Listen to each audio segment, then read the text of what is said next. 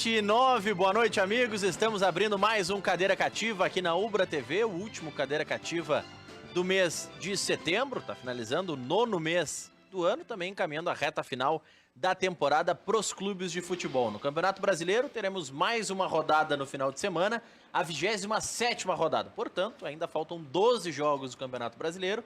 O Grêmio tem pelo menos mais uma partida da Libertadores, mas a tendência é que tenha pelo menos 3.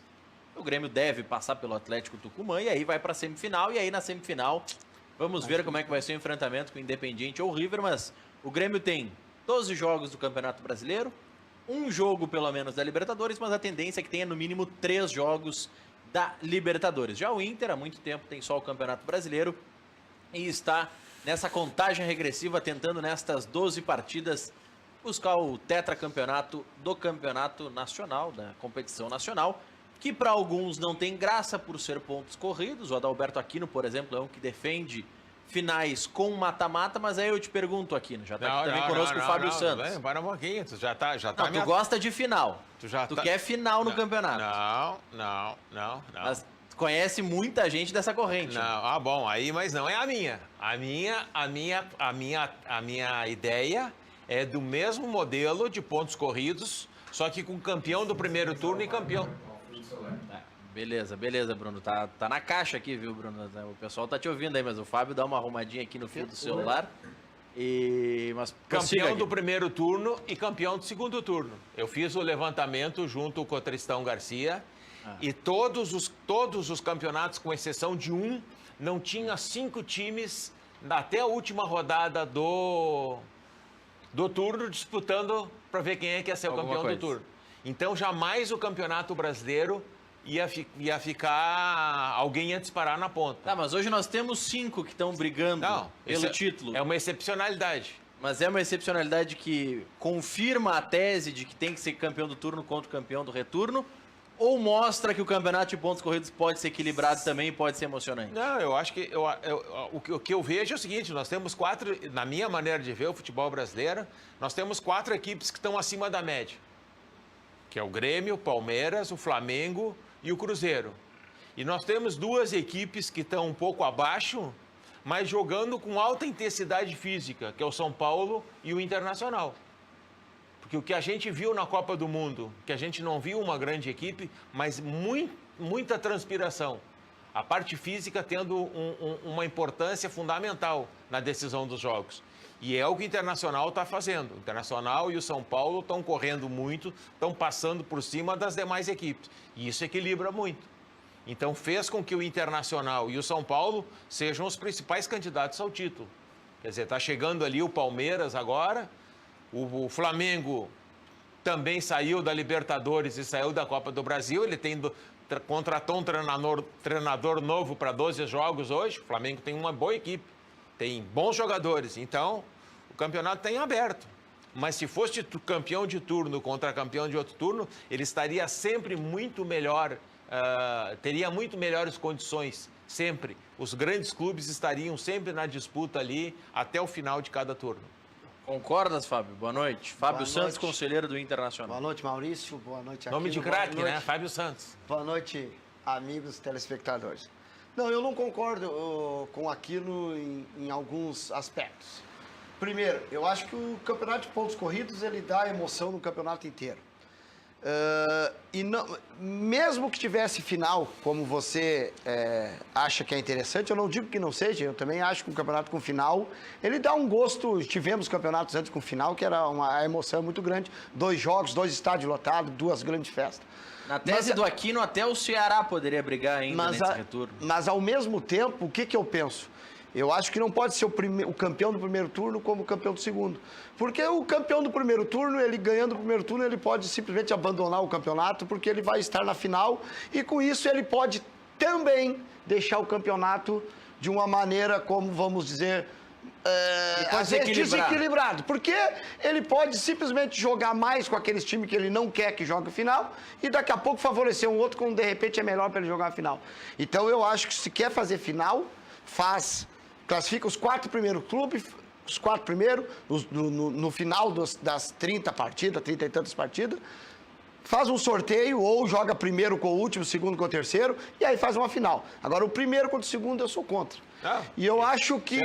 Respeito a tua opinião, tu entende? Mas respeito a tua, mas eu quero dizer que... Esse negócio de sorteio, isso aí não tem. Não, então primeiro com o quarto, segundo com o terceiro. Futebol é jogado, é o campeão do primeiro turno contra o campeão do segundo.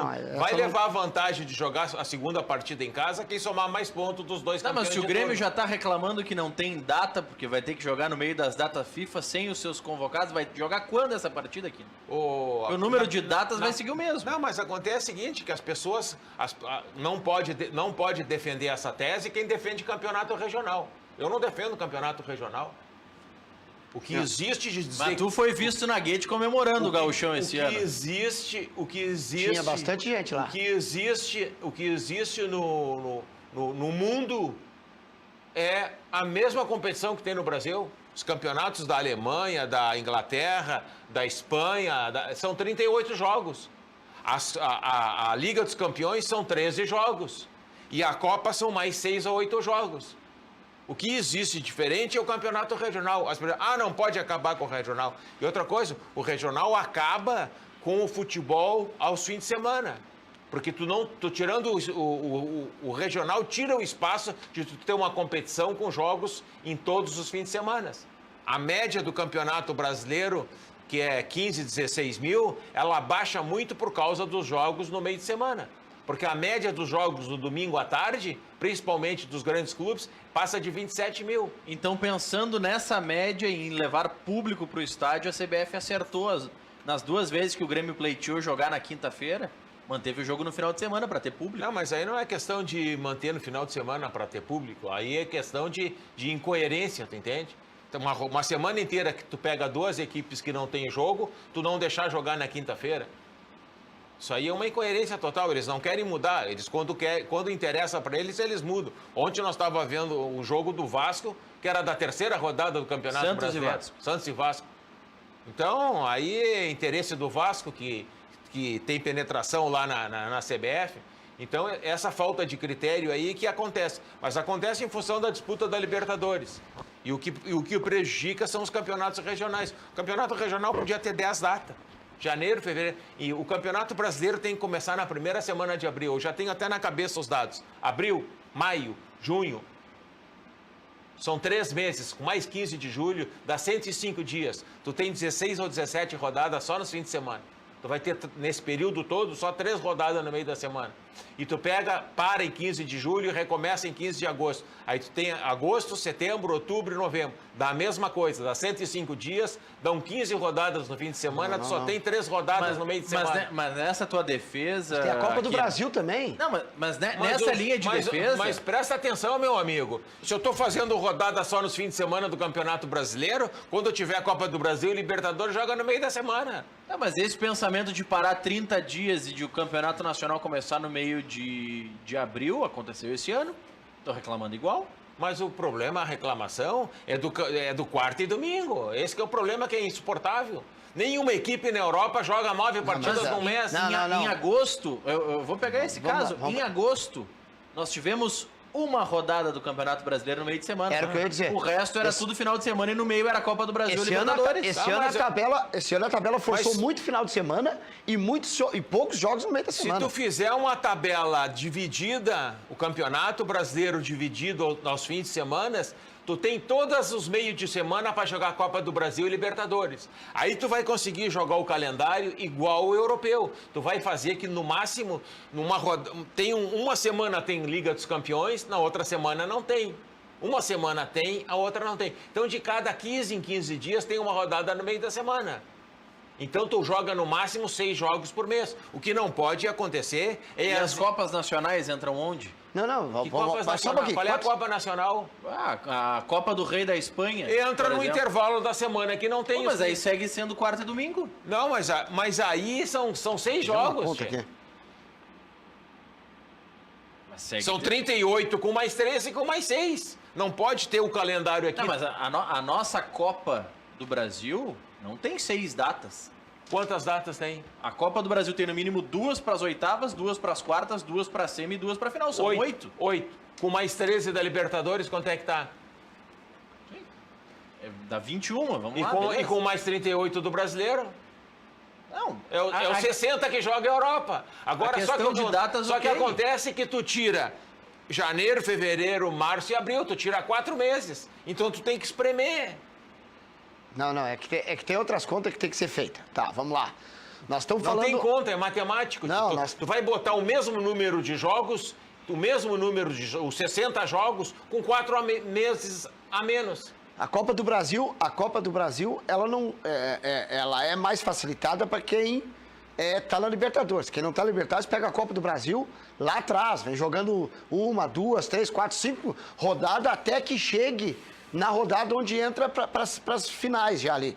Então a Copa do Brasil são mais 8 jogos. Então a antes. Copa do Brasil ela é mais longa que esse cálculo que tu está fazendo. Ela não começa. O Internacional que pegou a Copa do Brasil vindo esse ano que não. Jogou que a Copa do Brasil, o Inter? O Inter jogou. Tá? O Inter começou a jogar. Quando é que começou a jogar a Copa do Brasil? Começou no final de janeiro. Começou lá, exatamente. Lá o Inter já começou a jogar. Passou a primeira fase, segunda fase, terceira fase. Aí depois é que entra os times que estavam no Libertadores. Então tu não pode contar a Copa do Brasil só com quem está no Libertadores. Porque a Copa do Brasil hoje é o campeonato mais valioso que tem para qualquer clube do Brasil. Se o campeonato brasileiro é disputado aos fins de semana, durante todo esse primeiro semestre, enquanto o Grêmio, o Palmeiras, o Corinthians, o ano que vem o Internacional vai estar disputando a fase da Libertadores, e quem classificar para a Libertadores não disputa essa primeira fase da Copa do Brasil. Sim, sim. As outras equipes vão estar disputando a Copa do Brasil. Sim. Tá entendendo? Claro que sim. Nos meios de semana vai ter jogos na Copa do Brasil. E para os times que vão estar na Libertadores, no meio de semana, uma semana sim, outra não, vão fazer os 6 jogos da Libertadores. Que é o que o Inter deve fazer o ano que vem, porque o Inter, a meu ver, já está classificado para a Libertadores. Então ele vai ter um calendário para o ano que vem, que no primeiro semestre ele vai jogar 6 partidas com mais 2, talvez 8 partidas da Libertadores. E vai disputar o campeonato regional e vai disputar o campeonato brasileiro. Então atropela tudo, espreme as datas. Mas o que eu acho que... o que acontece? Nós vivemos isso aí desde que vimos no futebol, nós vivemos isso toda a vida. E toda a vida, quem está disputando o segundo, o terceiro título, os 3 títulos, reclama. E, na verdade, não tem o apoio de quem não está disputando. É muito simples. Nós temos aí... quantos clubes grandes nós temos no país? 12? 10, 12 clubes grandes? Eu acho que tem alguns clubes que estão saindo aí pode ter uma grande torcida, mas eu já não considero hoje o Botafogo, o Fluminense, mas é um clube grande. Não, mas eu quero te dizer... Eles são grandes clubes com times pequenos. Eles estão ficando para trás, vão ficar cada vez mais para trás. E aqui no Você pode ver que os 6 primeiros colocados do Campeonato Brasileiro do ano passado, agora entrou o Internacional e o São Paulo, mas é mais ou menos os mesmos times. É Flamengo, Cruzeiro, Corinthians, Grêmio... são esses times aí. O Fluminense tem exatamente a mesma pontuação do Corinthians, por exemplo. O Corinthians, onde é que está? Na final da Copa do Brasil. Mas por uma bola podia não estar ali. Não. É que o futebol... É que não dá... O Barbieri é o 4º colocado do Campeonato Brasileiro. Se uma bola entrasse na partida quarta-feira, ele não estava na rua.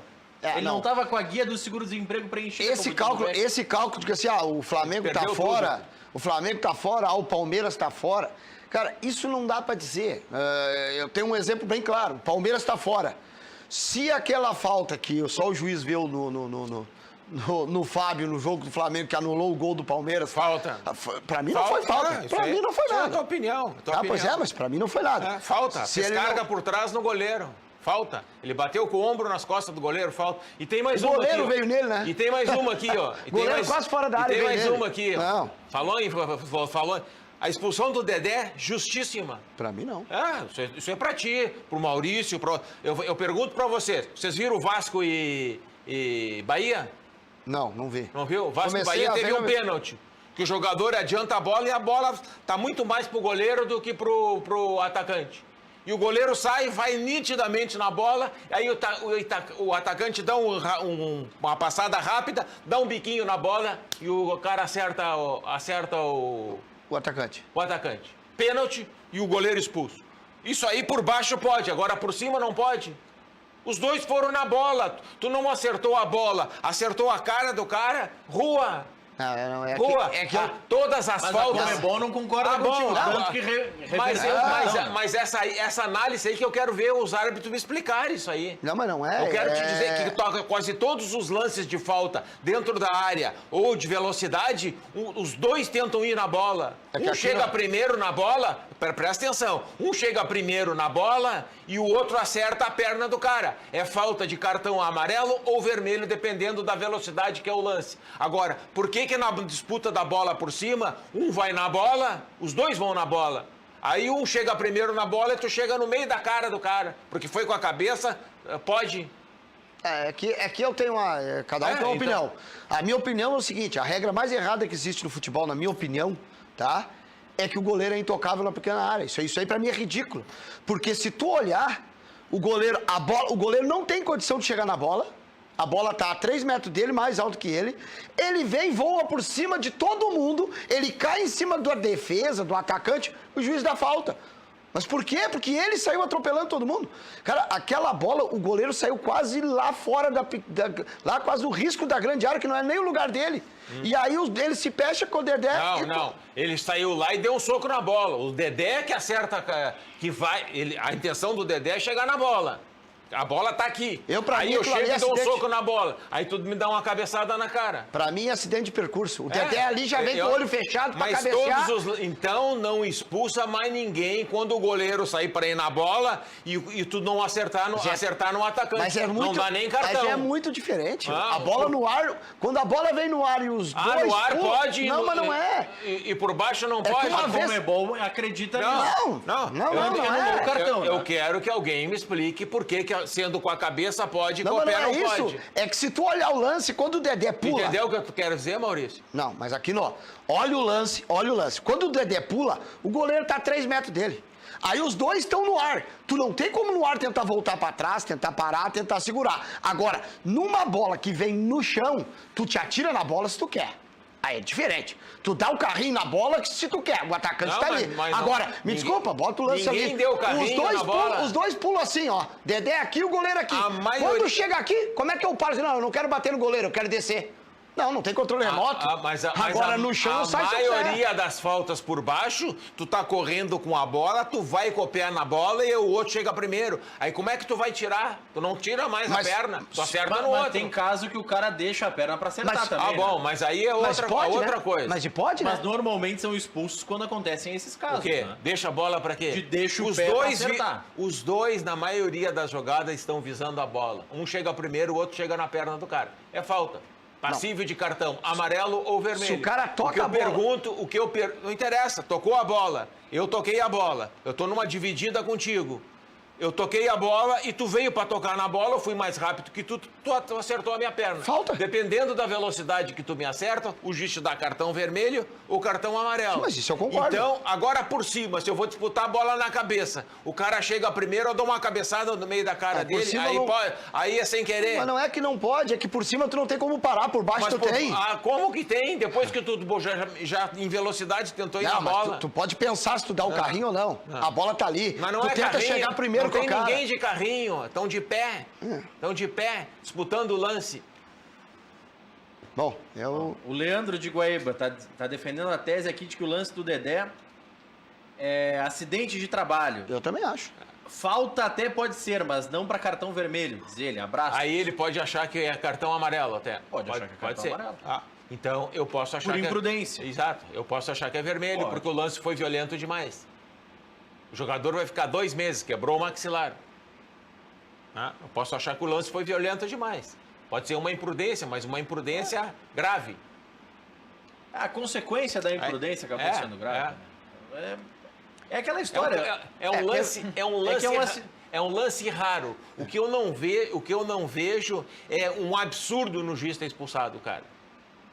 Isso aí parece que foi coisa do outro planeta. Eu vejo porque tinha o VAR. É complicado. Se não tem o VAR, eu ia dizer assim que ele não tinha certeza. Não, mas ele parou no VAR, ele olhou, analisou e vou expulsar. Mas aí, Fábio, eu vou te dizer uma coisa Aí ele vai concordar comigo. Não, eu vou dizer uma coisa pra vocês que nas transmissões no Mundial, os analistas de arbitragem destacavam e é muito claro isso. Na câmera lenta, tudo é falta. Se o juiz não souber olhar o VAR na câmera lenta, tudo é falta. Então, o VAR pode ter atrapalhado nesse caso. Foi o que disse o narrador argentino, que tem um vídeo dele, chamou o juiz de louco, que ele tá louco. Foi o que ele disse, o VAR atrapalhou ele. Porque ele não deu nada e ele foi dar depois que chamaram ele no VAR. Foi o que o narrador argentino falou. Então, tem todo esse cuidado e por isso algumas pessoas perguntam às vezes, mas por que a Liga dos Campeões, que nós mencionamos aqui, não tem o árbitro de vídeo e a Libertadores tem, ou outras competições tem? A Liga dos Campeões é menor ou qual que é o preconceito deles? É que eles entendem, um conceito de certa forma até correto, que a Liga dos Campeões não é um torneio para fazer testes. E o VAR ainda é um teste, e o Diego Almeida Real, comentarista de arbitragem da Rádio Grenal, disse uma coisa essa semana que é muito interessante de ser analisada. Não está sendo seguido o protocolo do VAR. Eles estão usando o VAR para qualquer coisa. O protocolo, aquele das 4 situações em que poderia ser utilizado o árbitro de vídeo, esse foi para as cucuias. Esses esqueceram. Agora o VAR está sendo utilizado só nas quartas de finais da Libertadores, né? Só. Vai ser nas quartas, na semifinal, são poucos jogos. Ele não está sendo utilizado em toda a Libertadores. É igual a história do lance, igual a história que virou piada, a história do gol do Internacional contra o Corinthians, que o Damião estava 40, 50 centímetros adiantado numa bola que até é fácil do juiz errar, porque está em movimento e depois na televisão tu vê que ele está em impedimento. Aí o Corinthians foi reclamar que o Damião estava impedido, mas na hora de assinar para ter o VAR nesses lances do Campeonato Brasileiro, o Corinthians assinou que não. Por quê? Porque é o clube mais favorecido do Brasil pela arbitragem. Quando é contra, acha ruim. Não assinou para ter o VAR. Se tivesse o VAR, teria sido anulado o gol do Inter.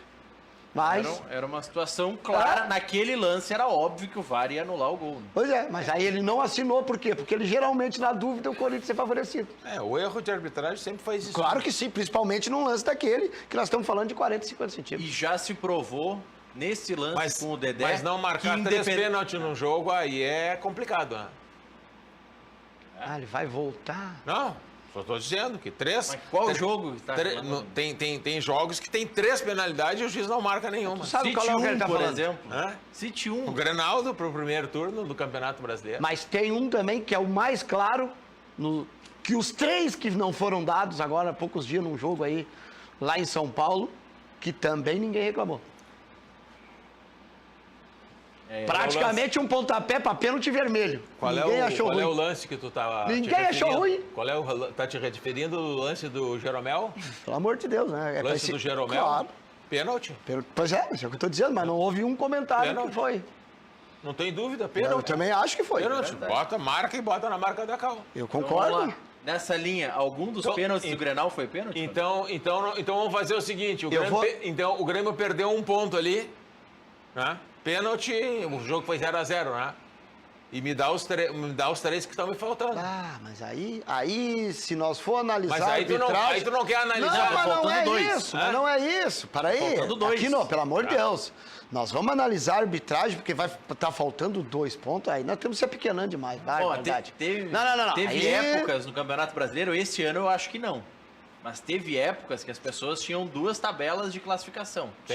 Com um erro de arbitragem e sem erro. Ainda. Tem uns times que são bem beneficiados sempre, né? Eu tenho um negócio para vocês. Ou não? Não, ele acabou de citar aqui o Corinthians, que é um time que até no sorteio agora das bolinhas ali, foi meio estranho, né? Mas não foi de agora aquilo ali. Aquilo já foi de 2 anos atrás, tá? Aquilo ali foi...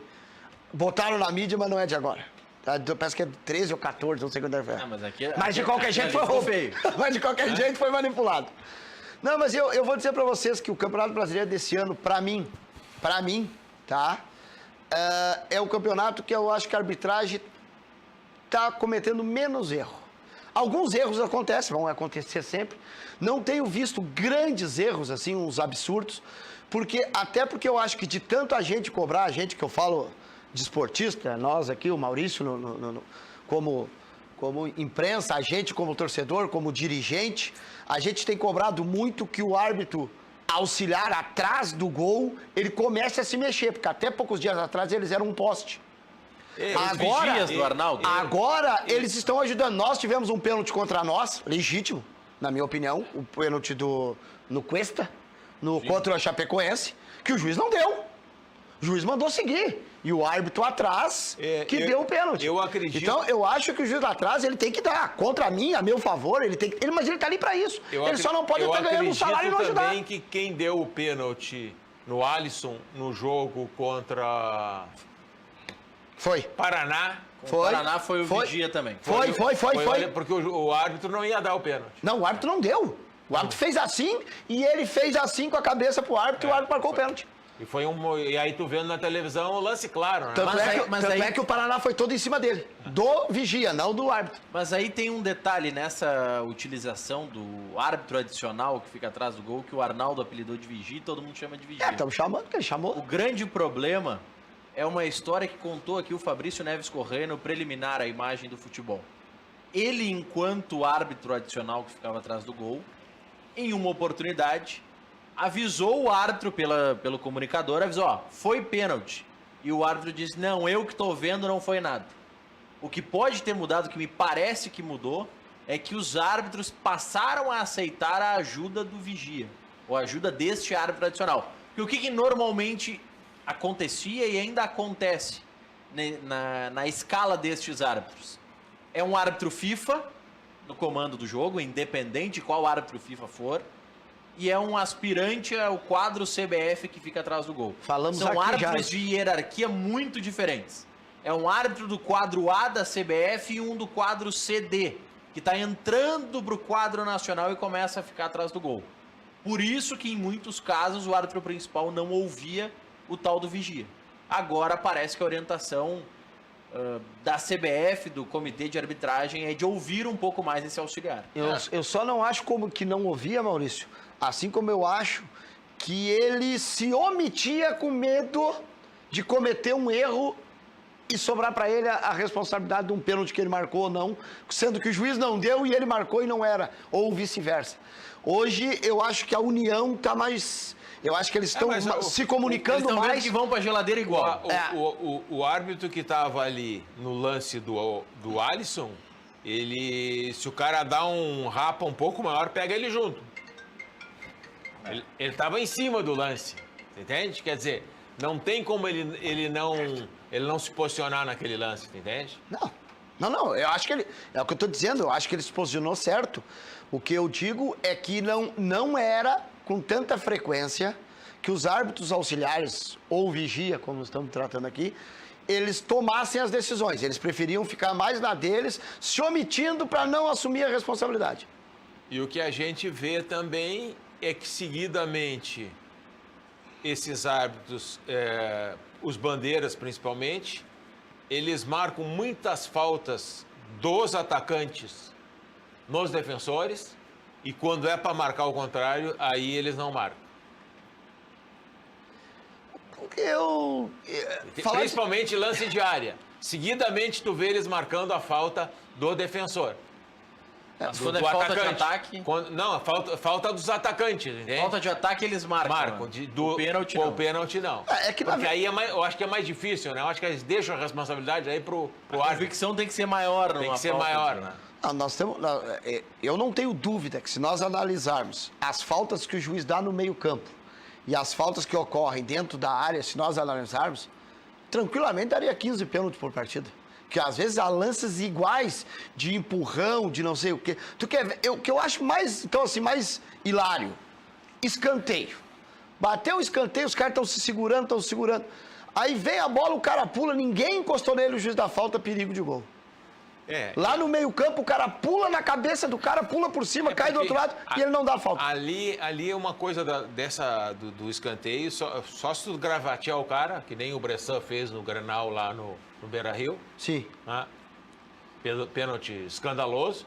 E se tu puxar pela camiseta, depois do cara bater, porque antes o empurra ali, procurando tudo. Não, eles estão procurando espaço, é uma disputa que eles têm que advertir com o cartão amarelo, né? Inclusive, eu acho que no Grêmio e no jogo da Libertadores contra o Tucumã lá, isso aconteceu 2 vezes com o Kahneman, e na terceira vez o juiz chamou os dois e deu cartão amarelo. Antes do cara bater. Só não consigo aceitar quando o cara abre os braços. O cara tá na tua frente, o cara abre o braço de um lado e abre o braço do outro, não tá segurando o cara. Mas desculpa, não tá segurando, mas é falta, porque tu não consegue deixar o cara se mexer para lado nenhum.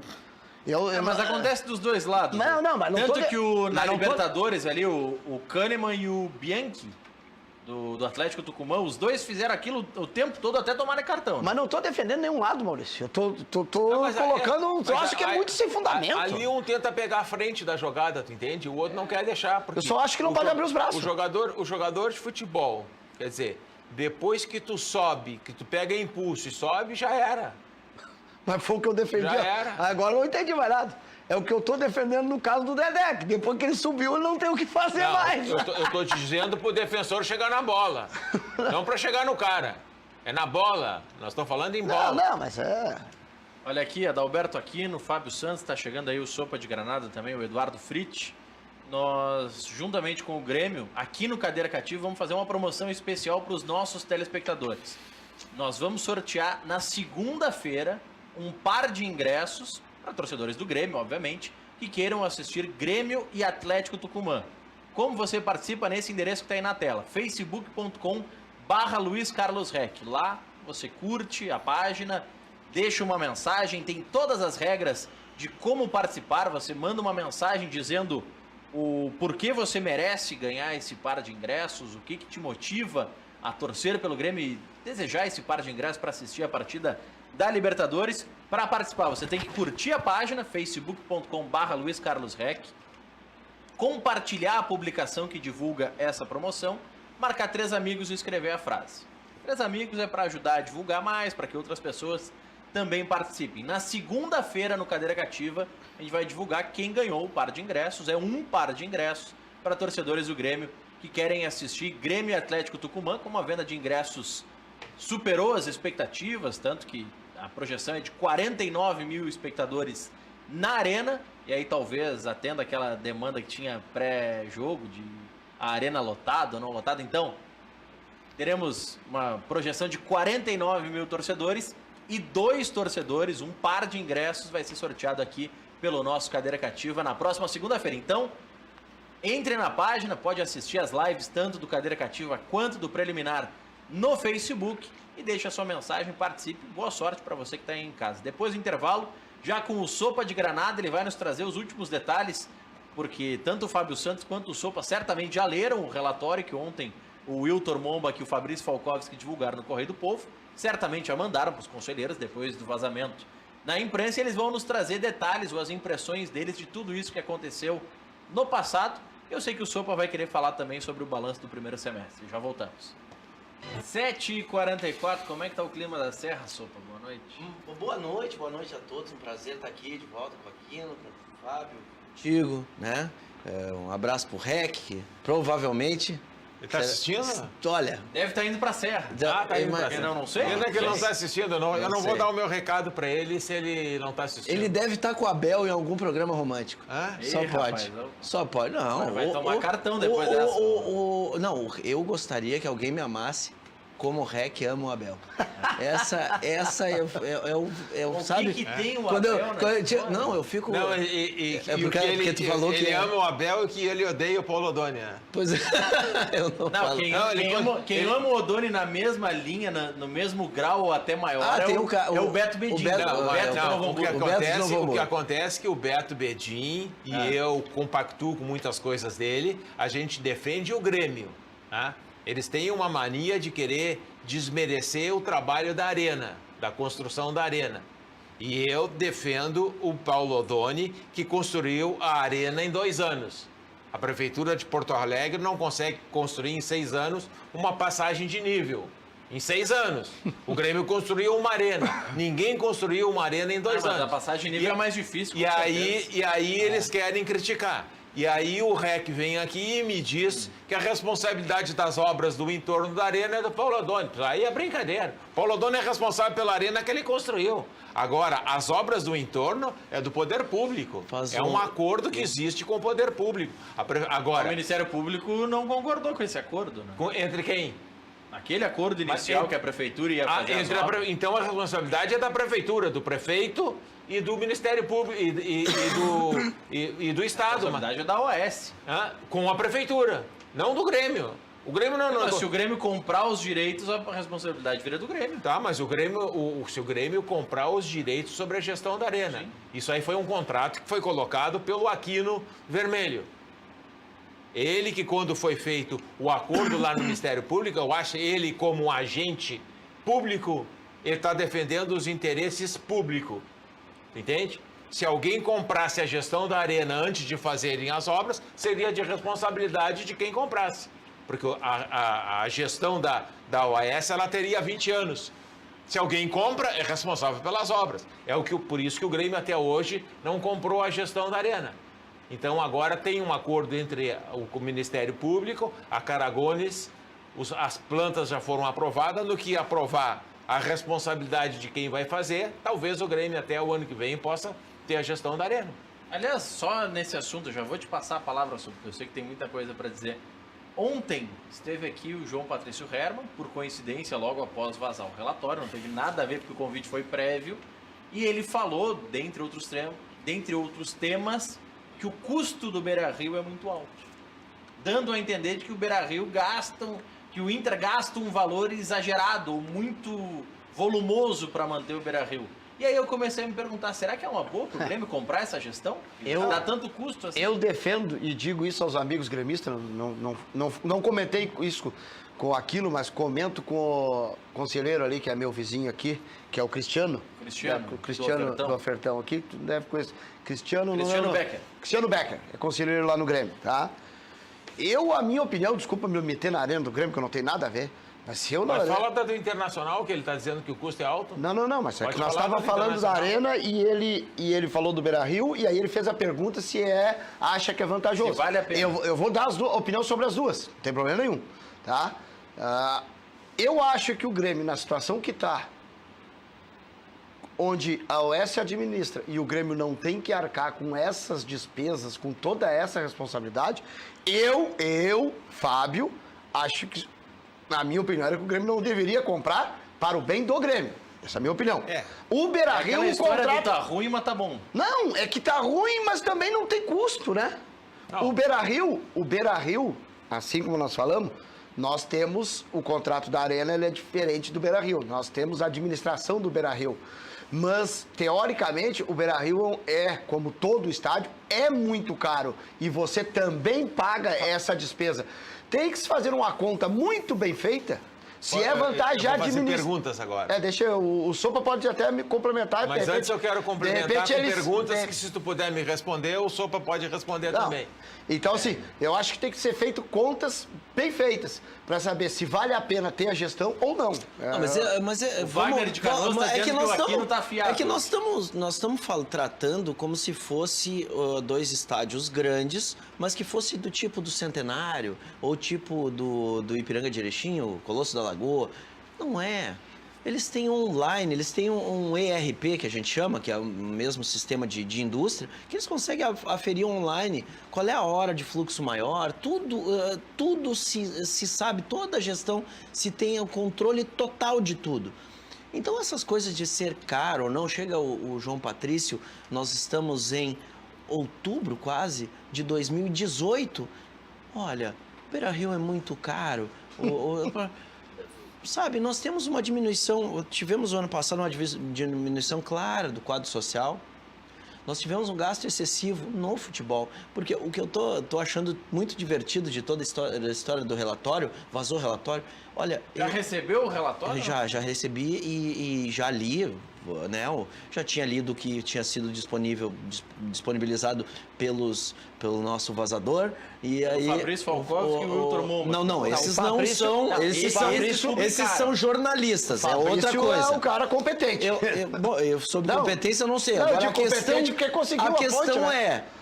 vazador é outro. Então, beleza. Alguém O que de dentro foi vazou. isso? Alguém que vazou para eles o que também. foi isso? O que foi disponibilizado pelos vazadores. E hoje, o complemento e tudo mais. E eu tô achando muito divertido, muito interessante, porque imaginemos um churrasco, para ilustrar aí pro torcedor colorado, imaginemos um churrasco, torcedor.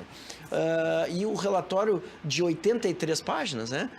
Se baseia numa investigação do churrasco. Só que o que está sendo discutido são 15 pontos sobre o preço do guardanapo e do palito. Não chegamos na picanha. Nós não chegamos em nada.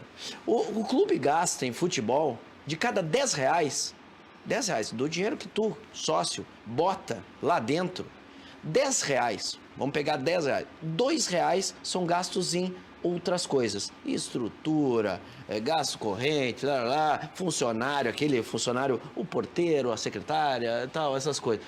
2 reais, 2. O cartão corporativo, que tem a Esse festa. deu mais, hein? Não deu mais, 2%, porque eu vou colocar, o número se apura em 10 milhões e pouco, né? Saque em dinheiro vivo. Não, mas aí vamos botar os outros petelecos, vamos dizer que deu 13 milhões. De um total de 600, que foi os 2 anos de orçamento. Mas foi investigado um ano só, né? Não, 15 e 15 e 16. 15 e 16. anos. 15 e Relatório é 16. 15 e 16. Então, nós estamos falando de 15 milhões, mais ou menos. Vamos botar 15, para arredondar. Não dá 10%. Pois é. Dá 2%, não, dá 2%. Isso, não, é o que foi, Os 12 milhões que ele falou. apontado. É o que foi apontado. 2%. Ele tá falando de 15 Não, milhões de 600 milhões que tu tinha, Eles que estão... 2% é o que foi apontado. É o que estão apontando, é isso que ele está dizendo. 2%. Que ele quer dizer Sendo que que investigaram 20%, que é o outro negócio. Eu quero saber... Que é 20%, aqui é o gasto. É o gasto de outra coisa. Eu quero saber o 80%. É o que eu tô falando, Cadê 10 o 80%? gasta 2, é 20%. Isso, 10, 20%. Aí, Os 8 reais que faltaram é gasto em futebol. O que é futebol? É o guri da base que entra, quem é o empresário que ganha, quem é o fulano que entra, como isso. Isso não foi investigado, ou não foi visto, ou não foi Mas aí apontado. o Ministério Público tá fazendo. Não, e não é, tem uma comissão lá dentro. Tem uma comissão de Colorado que estava fazendo. E os caras não foram, iam falando que, olha, de cada 10 reais, 8 é gasto em futebol e nós não fomos investigar o futebol. E não pode estar tudo certo. Eu não estou dizendo aqui que tem nada errado. O que eu estou dizendo é que não foi investigado. Eu quero que seja investigado. O do Luigi, eu quero que seja a auditoria devassa no Luigi, a auditoria devassa no Pífero, na gestão do Pífero, desse conselho de gestão. Quantos jovens foram contratados? Esse ano tinha no orçamento, quanto é que tinha para o futebol feminino, o orçamento desse ano? 291 mil, mais ou menos. Quanto é que foi gasto? Era quase 300 mil. Quase não me lembro 300, de cabeça. quase 300, mais ou menos isso. Quanto é que foi gasto? Mais de 1 milhão. E aí? Isso, a questão não é, sabe? Eu quero saber de onde é que veio, eu quero saber onde é que estão os vídeos de avaliação. O Conselho tem essas informações. Não, mas claro. que tem. O Internacional não é um clube transparente. O Internacional não é um clube transparente. Então, o que eu quero dizer para o sócio aqui, em segundo lugar, né? O primeiro lugar é que o clube não é transparente, o clube está investigando. Nós investigamos um churrasco. E fizemos apontamentos terríveis. Terríveis, que não se faz. 2 guardanapos. Mas mesmo assim aqui, não se faz. Se aquilo ali for provado, depois de transitado e julgado, porque, para mim, eles são todos iguais.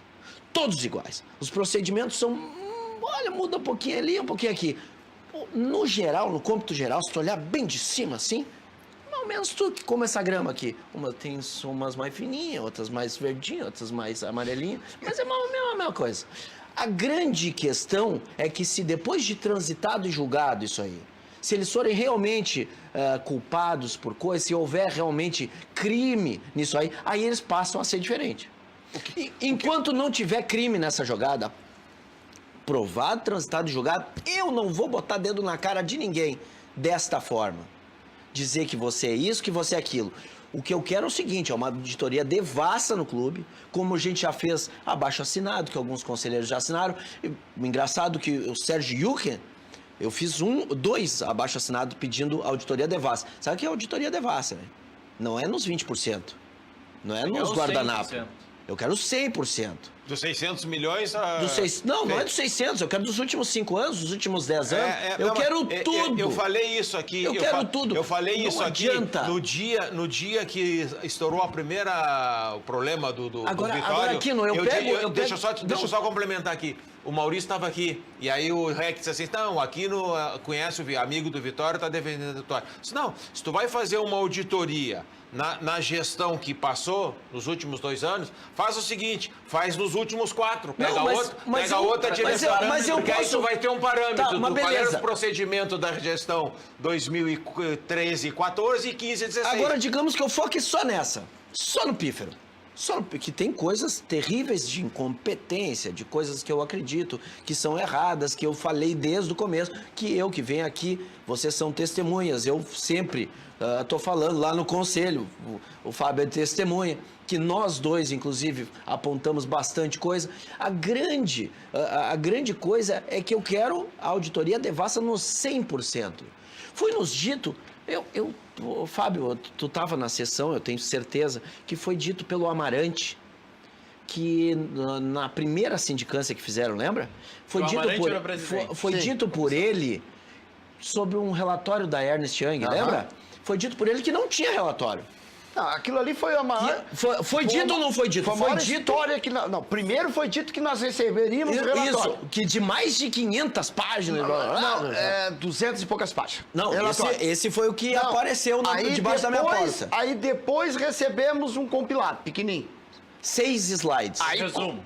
Aí começamos a pedir... 200 páginas em 6 slides. Aí começamos a pedir o tal relatório. Pedi. Eu fiz questão, liguei na ouvidoria do clube.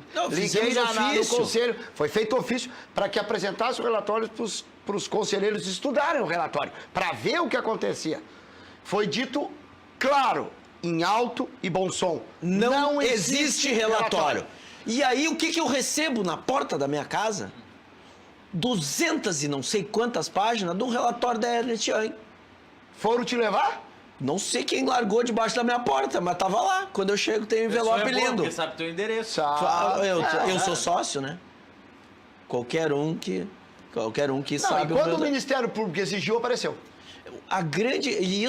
Aí a pessoa... Vocês receberam no conselho, certamente? Já que eu não recebi nada e eu pedi. Até hoje nós não tivemos o relatório. Eu só recebi esse aqui. Que eu vou lá no clube ver se é o mesmo. Agora eu vou levar, vou dizer, vocês conhecem isso aqui? Agora Sérgio Jurgen, que inclusive no dia ficou assim, meio, né, disse que aliás, não tinha conhecimento. A nossa cópia não tem assinatura? Eu não... desse aqui, né? Nenhuma não assinatura. tem nenhuma. Tá tendo... Nós estamos tendo... Esse aqui, quando vocês falam, Hoje. Não tem... Ninguém assina. Ninguém responde. Não é o relatório da Ernst Young. Não. Hoje nós recebemos o relatório a pedido de vários conselheiros, inclusive nosso grupo fez um pedido direto à mesa do conselho, que já que vazou, já que está na mídia, está no jornal, que todo mundo saiba, que pelo menos nós conselheiros têm acesso, né? Nós temos que deixar claro, até para o torcedor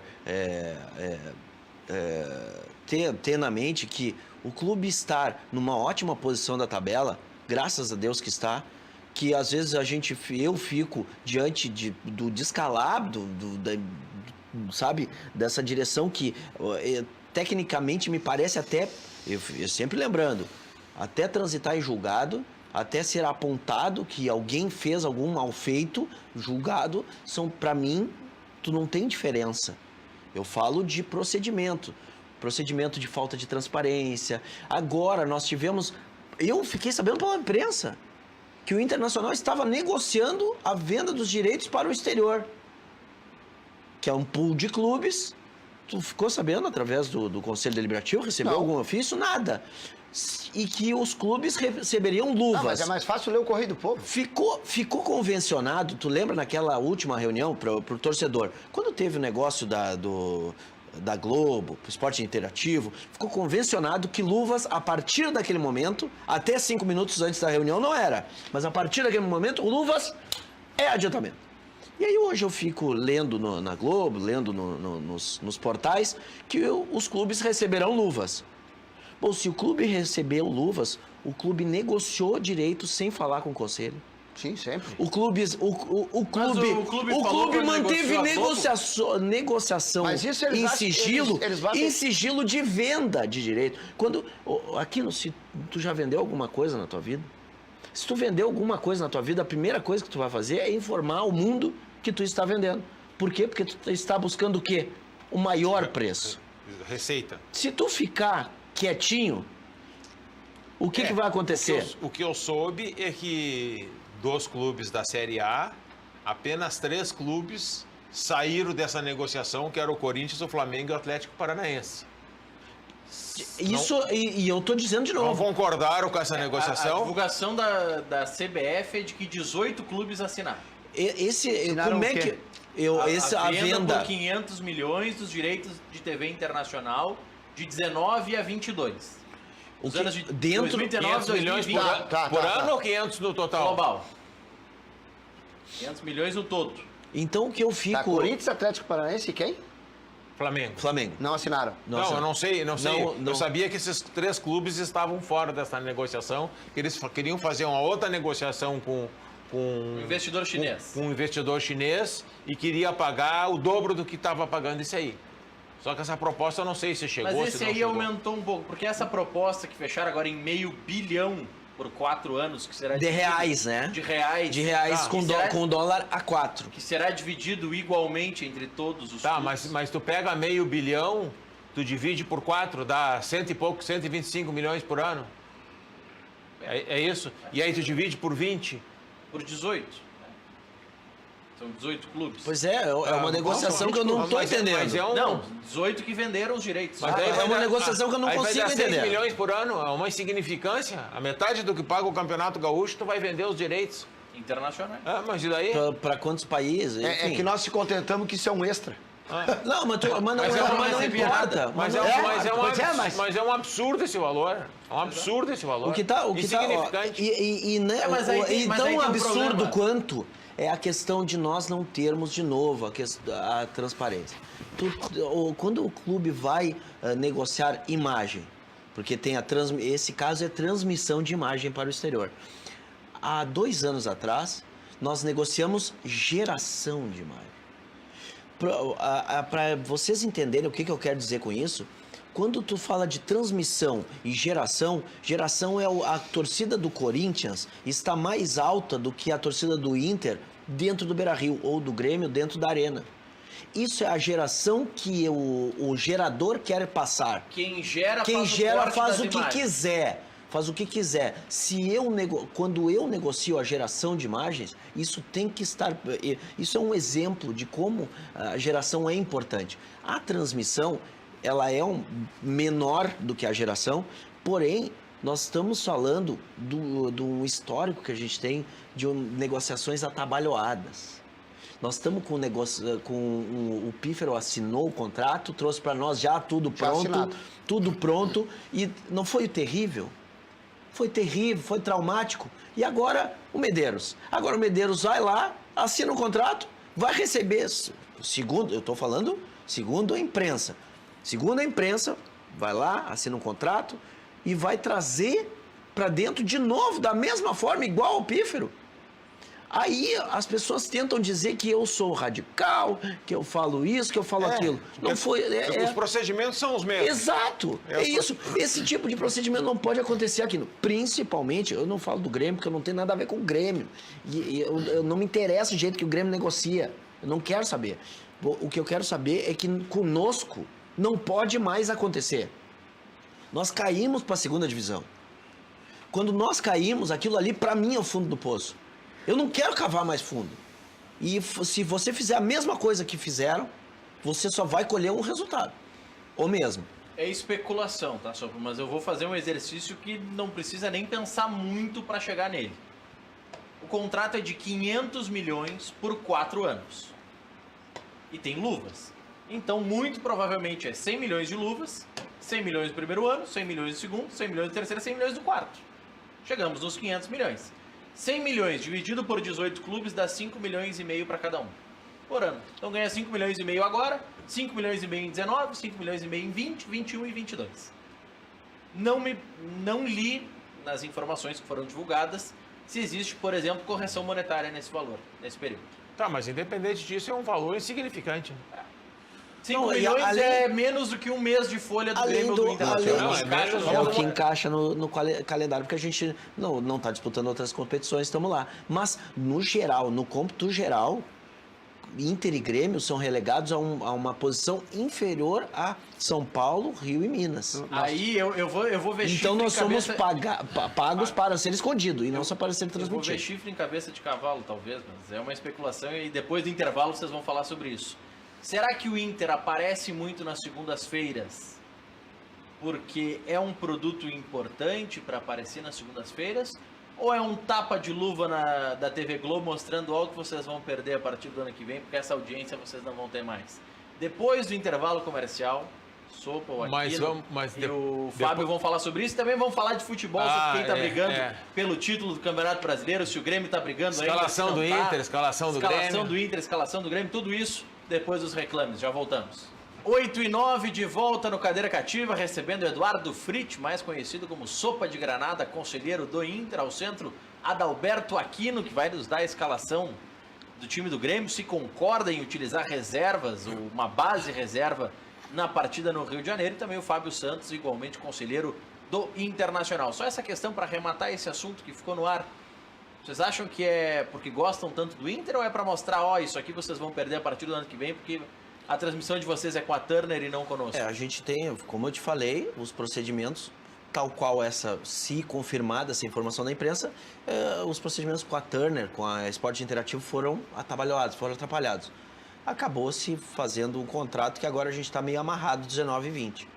Então, talvez seja, eu não acredito também porque o Inter, propriamente o Inter, não tem como rescindir unilateralmente com a Turner, porque a multa contratual ela é astronômica. Né? Ela é na casa de, 3 dígitos. E o que prejudica o Inter nesse pensamento de tentar rescindir ou não é que outro player forte desse contrato é o Santos, que tem o presidente fragilizado com o processo de impeachment. Eu acho, não pode fazer nada. Eu acho que a própria Turner e a Globo vão se acertar com a questão esportiva, porque a Turner não tem mais o que fazer em relação ao esporte dentro do futebol, dentro do esporte brasileiro, vamos dizer assim, né? É lamentável pela Copa do Nordeste, né? Que era um o campeonato de aspirantes e outras tantas competições mas, que enfim, nós perdemos. Campeonato Brasileiro. Achei Final de muito semana. legal esse teste que o Odair tá fazendo com o Rossi e acho que a escalação... Não é o D'Alessandro o cara para substituir o O Patrick? Rossi é o cara. Eu tenho convicção porque o Rossi tem a energia, a juventude, né? Energia, a questão tática mais à frente. Aí mudaria o esquema. Ele vai jogar com o Patrick que sai de trás, ele vai jogar para frente, deve puxar. Eu acho que ele vai jogar com o Edenilson e o Dourado, com 2 volantes e um na frente dele e 3 atacantes. Mas quando ele colocou lado a lado Edenilson e Dourado, não deu muito certo. Nem quando ele colocou Edenilson e Patrick, quando o Dourado estava fora. Eu puxaria, porque na verdade tu pode jogar com o Nico e Eu acho que ele puxa o Nico pra trás. Isso, puxa o Nico pra Que ele trás. fez aqui contra o 4-2-2-2. Sabe? 4-2-2-2. Ele fez aqui contra o Vasco, o É o que ele Edenilson vai não fazer. jogou e ele botou o... E aí ele pode Nico no lugar adiantar, do Edenilson. ele deixa o Nico e o Rossi, por exemplo, fazendo a pegada, a mordida, que os dois fazem, realmente, né? Fazem Agora, a mordida. se ele começar o jogo no Beira-Rio, jogando contra o Vitória, que é o time que eu acho que tem uma das piores defesas do Campeonato Brasileiro, sem o D'Alessandro e não começar fazendo gol, a torcida vai chiar. Vitória Sabe que a levou torcida- 46 gols. Sabe que a torcida do Inter tá muito exigente na rede social. No estádio estádio tá tá apoiando. legal. No estádio tá Não, legal. eu acho... Para não ficar dúvida Na só, rede Fábio. social, na rede social tá exigindo Vitória demais. levou 46 gols, é a pior defesa do Campeonato Brasileiro. Nem o Paraná conseguiu levar tanto gol. Não. O Paraná levou só 36, são Por 10 a isso menos. que eu acho que pode ser que ele faça essa opção, de vez de botar o D'Alessandro, botar o Rossi e puxar o Nico para trás. Por quê? Como tem uma defesa fragilizada na frente, eu não vejo- ele ele pode pode fazer a tentar primeira- jogar mais rápido. Eu não vejo o Nico e- Eu não vejo o Nico jogando numa linha de 3, tu entende? Mas é que ele Eu jogou acho ali contra o eu Vasco acho que e foi ele- muito bem. Eu acho que ele vai fazer 2, 1, 3. Eu acho que ele vai fazer com a numeração. Eu acho que ele ainda Ele escondeu faz... os treinos, a gente não sabe, tá? Mas ele usou o Nico nessa posição tá? Mais ou menos ali nessa posição, contra o Vasco no Beira-Rio, e nós fomos muito bem no jogo. O Nico faria a função que vinha fazendo o Patrick?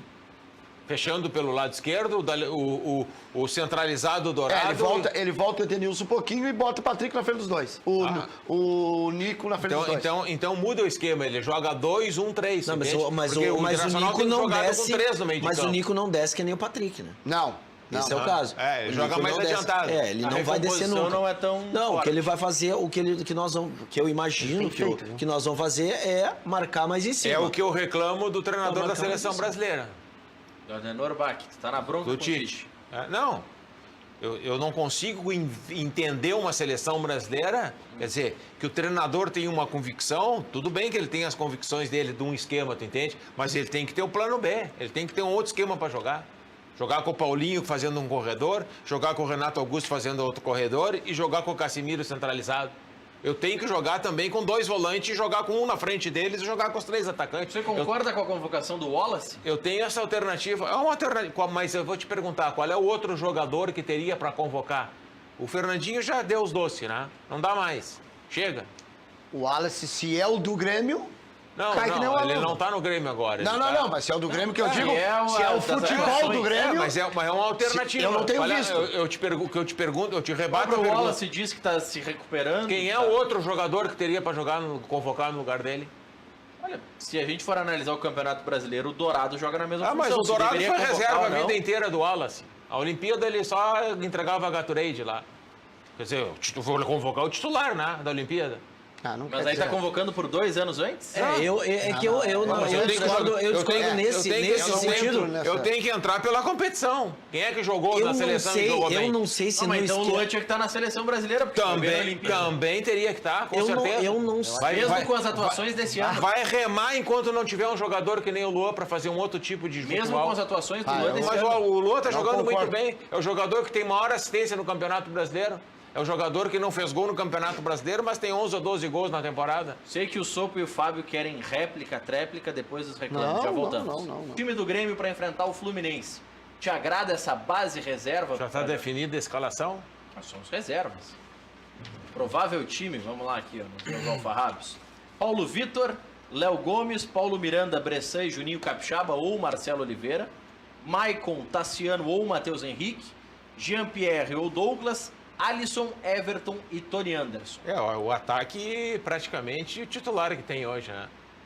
Tu tem o Alisson e o Everton, né? E o Tony Anderson foi o que jogou a partida passada e fez gol, né? Porque não tem nenhum outro, os outros 2 estão lesionados. Então ele jogou com essa alternativa. Então praticamente tu pode dizer que hoje é o ataque titular do Grêmio. Na última partida da Contra o Libertadores. Ceará. Não, contra o Ceará. Contra o Ceará, ok. Porque não tá, o André e o... O André e Jael estão Estão lesionados fora. aí. Então, ele botou o Luan no lugar dele e botou o Tony Anderson. Vai repetir. Só o meio de campo que a gente não sabe, né? Mas tem como seguir pensando em título, utilizando reservas no Brasileiro? Tem que vencer.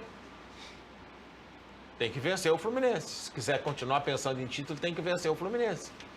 E o que eu tenho para ver do Grêmio essa semana, eu acho que o Renato administra muito bem o grupo, administra muito bem o time.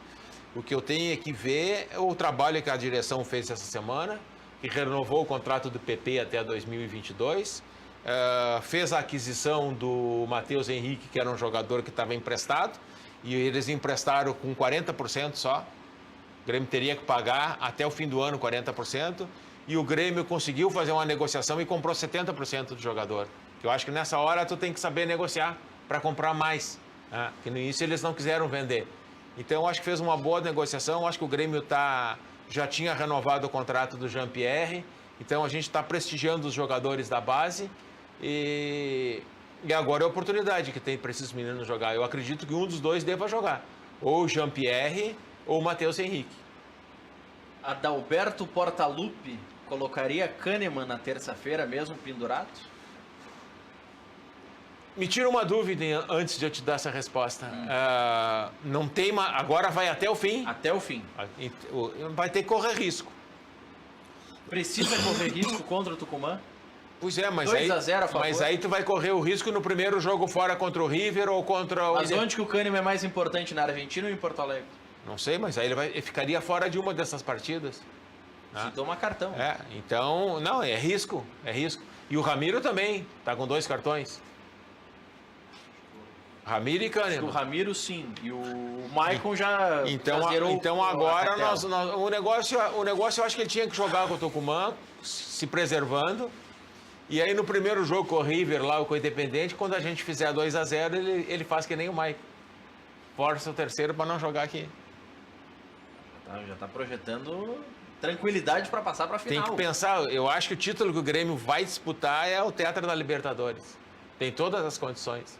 E temos Nós temos uma vantagem muito grande que com o Tucumã, com certeza, quer dizer, futebol é jogado no campo, né? Mas se o Grêmio não passar pelo Tucumã, é uma tragédia, né?